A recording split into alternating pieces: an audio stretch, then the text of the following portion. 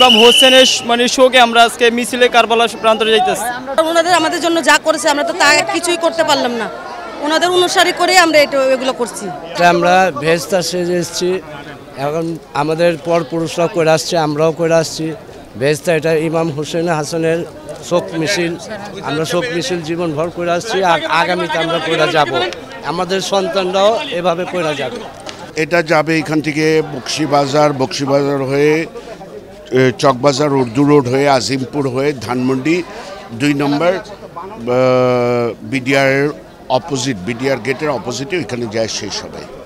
আমরা এই মিছিলের মাধ্যমে পুরো পৃথিবীর শুধু মুসলমান না সকল জাতিকে এটা আমরা বলতে চাচ্ছি কি অন্যায়ের কাছে ন্যায় কখনো মাথা নত করে না। অন্যায় ইমাম হুসাইনের কাছ থেকে ইয়াজিদ হাত মেলাতে চেয়েছিল, বায়াত চেয়েছিল, তো ইমাম হুসাইন কিন্তু হাত মেলাননি, বায়াত করেননি, ইমাম হুসাইন নিজের মাথা দিয়ে দিয়েছেন।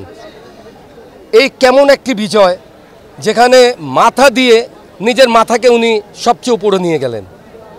ইয়াজিদ চেয়েছিল যে ইমাম হুসাইন যদি শেষ হয়ে যায় মনে হয় আমি জিতে যাব, ইমাম হুসাইন নিজের মাথা দিয়ে দিলেন। দেওয়ার পর কি হলো, আজানে আমরা শুনতে পাচ্ছি আশহাদু আন্না মুহাম্মাদুর রাসূলুল্লাহ, তা আমরা শুনতে পাচ্ছি না, মানে মোহাম্মদ আল্লাহ রাসূল আছেন।